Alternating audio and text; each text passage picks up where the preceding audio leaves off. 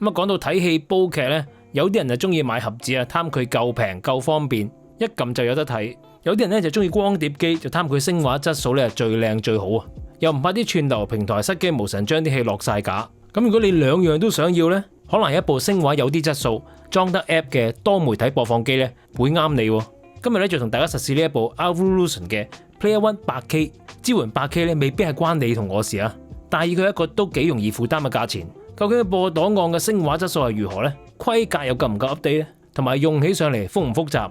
界面靚唔靚呢？屋企人識唔識用㗎？今集同大家一次過試晒佢。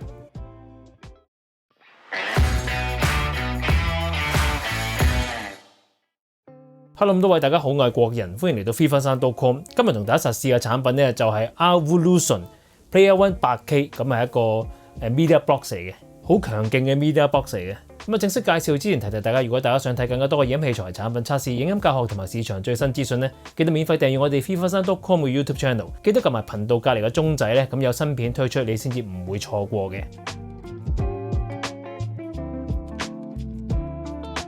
我諗下開箱先 ，Alvolution Player One 8K， 咁有個副切盒啦，哇，入邊好多嘢喎，英式、歐式、美式電源線各一條 ，Ultra High Speed HDMI 線，仲有咧真係好啦，實體遙控，塑膠做輕身啲嘅，夠勁嘅 WiFi 天線啊！呢部機就唔係好重 ，OK 啦，可以插 hard disk 嘅。後邊都好多嘢講。另外同場加映咧就係 Pixeljon 生產啦，咁亦都係 THX 咧以佢自己嘅名義推出嘅 HDMI 線。好，開箱完畢。好，睇睇機背啦，右邊開始睇 IC 電源插100至240V Universal Voltage， 中間你會見到有 DC 12V 嘅外置供電啦，咁可以升級供電嘅，跟住 RJ45 嘅網線插頭啦 ，HDMI 嘅輸出呢個都好重要啦。Analog Audio 咧有個3.5mm mini jack 俾你嘅，同埋 Toslink 光纖數碼輸出，跟住有個 USB 3.0同埋外置遙控接收器嘅接線啦，跟住最左邊你會見到仲有多兩個 USB 3.0。咁啊，主要咧就係用嚟俾你駁呢個 storage 用嘅。咁啊，上面咧有3個天線啦，咁啊用嚟俾你無線接收，確保有一個穩定嘅連接同埋穩定嘅速度啊。建議你哋係用翻佢嘅 HDMI 輸出嚟到去使用呢部機嘅。機面咧左邊一個開關掣，一個 USB 嘅 port 同埋大個顯示啦。右邊有個暗門，拆出嚟咧你會發覺有個3.5寸嘅 tray， 支援最高去到32TB 嘅儲存量啊。咁當然你要擺隻8TB 嘅 SSD 落去都可以嘅。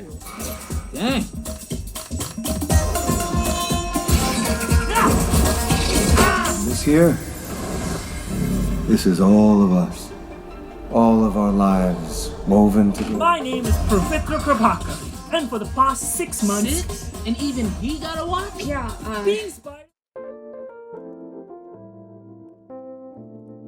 查證過噶啦，但係都唔敢肯定品牌嘅點讀啊。我讀 Alvolution， 咁型號咧就係 Player One 8K。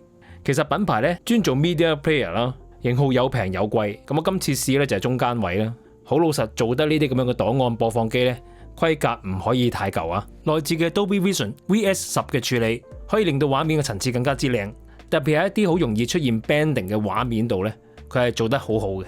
當然支援晒各種唔同嘅 HDR 規格啦，包括 Low Latency Dolby Vision 同埋 HDR10 Plus。HDMI 規格咧係 2.1A。最高上到 8K 60 frames per second 嘅 HDR 影像輸出啊 ，CPU 咧係用 M-Logic S928X， 性能係高過上一代差唔多2倍啊。記憶體有8GB， 作業系統咧就行64GB， 圖像處理技術咧廠方就有 AIPQ 同埋 AISR 兩種技術嘅，仲支援雙向轉換 SDR 同埋 HDR 嘅。一陣講呢個功能有咩用啊？聲音規格咧就同一部光碟機一樣啦，支援 Dolby Atmos、DTS:X 同埋 All3D。器材支援嘅視頻格式咧，咁有好多種嘅，包括最主流嘅 MKV、BDMV 同埋 ISO 檔。ISO 檔同埋 BDMV 檔咧都支援光碟原生嘅目錄顯示嘅。機身咧係標準嘅尺寸啦，如圖所示啦。淨重咧就係6公斤。聽住，如果我係你，我就會直接走去同屋企人講：喂，我天生係一個樂手，我要去闖。好多隻台都有我嘅相，我驚你部掃描機撈唔到。唔好意思。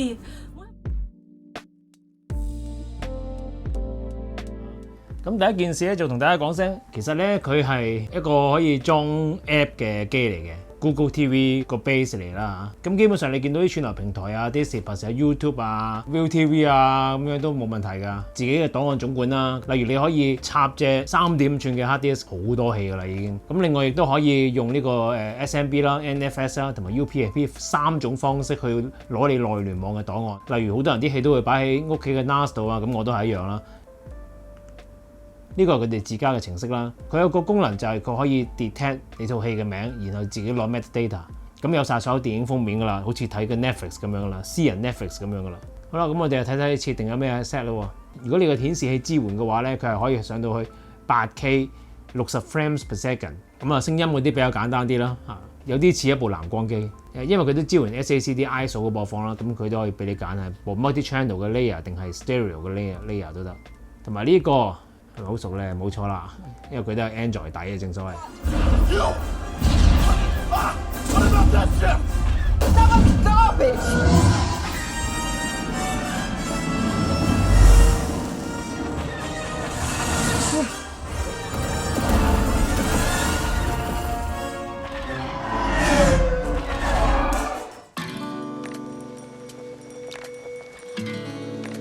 呢部機咧仲有個功能就係佢可以，如果你播放緊嘅檔案係冇中文字幕嘅話咧，你可以直接撳一下掣，佢就即刻同你揾到中文字幕，命中率都好高嘅。咁所以我覺得呢個係非常之方便，即係唔需要你自己人手慢慢玩，又要擺落去邊度，唔使搞咁多嘢，一撳就得㗎啦。You know, when you sent our soldiers to Vietnam without the weapons they needed to win the war, you underestimated your enemy. 咁喺翻到個名嗰度，使唔使特登 set 啲名俾佢，等佢容易啲認？你 rip 咗隻碟都有一個電影嘅名㗎嘛，只要你嗰個電影名係真係嗰套電影嘅名，佢都會認得到嘅。譬如你美國隊長有好多集嘅，咁你 click 入去咧，佢會自動同你 group 埋咗去分組喎。係啦，分咗一集嘅啊。我想問下咧，呢個電影封面佢同我哋揾㗎嘛？咁我如果唔中意，我可唔可以自己改嘅？可以嘅嗱，即係譬如你就算 Back to the Future 咁舊嘅戲啊，咁佢都可以轉到唔同封面嘅啊。咁佢有變緊封面，咁就算同一套戲，咁佢都有好多個版本嘅封面嘅。係啦，真係多到你唔數。唔單止封面，連嗰個 wallpaper 都可以轉埋嘅。OK，即係無論港產片啊，甚至乎演唱會啊呢啲，咁佢即係港版嘅演唱會啊，咁佢都一樣可以揾到啲封面出嚟嘅。係喎，咁係好方便嘅。係喎，有喎。對於我哋呢啲要睇封面嘅人嚟講，係一個睇封面舒服太多啦。你睇字嘅話，得自己睇得明啊。但係你有封面嘅話，就全家都識用啊嘛。同埋呢部機最大問題就係嗰個穩定性同埋持續嘅穩定性係比其他嘅 player 更加之 stable。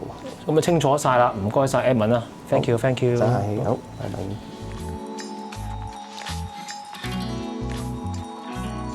好啦，咁而家就錄音錄影啦。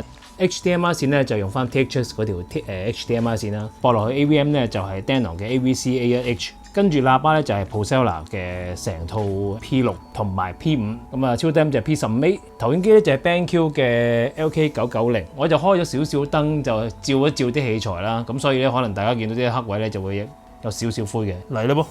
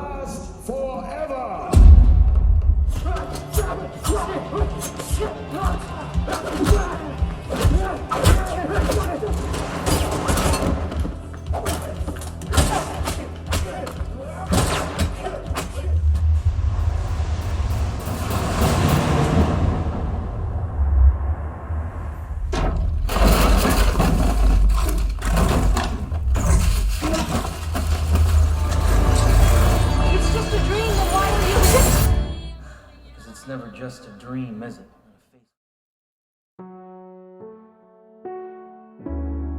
好，咁啊講下個畫面先啦。今次試嘅呢一部 Player One 8K 咧，其實本身入邊嘅影像處理已經同一部標準規格嘅光碟機去比，有過之而無不及㗎啦。我用佢睇翻啲 UHD ISO 檔啊，或者係啲 Remux 處理嘅 MKV 檔案，聲畫嘅質素咧已經係完全同原生光碟睇齊㗎啦。畫面要睇到嘅嘢，顏色鮮明，灰階層次順滑，細節亦都夠晒 sharp 啊！成個畫面咧係清澈而自然嘅。我打到133吋去睇呢個畫面咧，我都覺得佢好啊。另外一樣呢一部機做得好嘅嘢呢，就係佢做 HDR tone mapping 可以講得上係比任何嘅盒子或者係一啲好基本規格嘅光碟機做得好啊！特別好似我呢一類嘅用家啦，本身用緊一部投影機，咁大家都知道啦，投影機嘅亮度咧好難做到同一啲靚嘅電視相比噶啦，所以一般投影機咧佢好少會支援到動態 HDR， 但係呢部 Player One 8K 咧，佢嘅 SDR 同 HDR 格式轉換咧就可以用一個比較好嘅方法，將原生係 HDR 嘅內容轉咗做 SDR， 或者合乎我部投影機播放嘅格式啊。嗱，雖然咧佢冇辦法做到好似 MapVR 咁理想噶啦，但係佢已經可以喺性價比、有效果同埋簡單易用之間咧攞到一個幾好嘅平衡點啊！如果你手上係用緊投影機或者係用緊部規格舊少少嘅電視咧，喺接收 HDR 內容嗰陣時，你發覺佢可以調校嘅嘢好受限啊！用呢一部機嘅呢一個功能咧，亦都係可以比較簡單咁樣睇到個更加討好嘅畫面。好，另一樣嘢咧就係聲效啦。咁今次我試呢部 Player One 8K 嘅 HDMI 聲音輸出咧，我覺得動態同埋分析力兩樣嘢都做得好好啊！習慣睇 ISO 啊或者 BDMV 嘅朋友，用呢部機基本上係無縫過渡嘅。咁部機有啲咩不足呢？呢部機只係得一組 HDMI 輸出嘅啫。要玩 HDMI 影音分家嘅朋友呢 sorry 呢部機佢滿足唔到你啦。另外咧，佢嘅立體聲模擬輸出咧就得一組 3.5mm mini jack， 其實又真係冇乜可用性啊。比較好少少嘅立體聲模擬輸出咧，就要上到 Player Pro 8K 嘅嗰個型號先有啦。咁當然，如果你都係主力用翻 AVM 啊或者3巴嚟到去追劇啊、睇戲啊同埋聽 concert 嘅話咧，淨係要佢嗰組靚靚地嘅 HDMI 輸出咧，其實已經好夠用啦。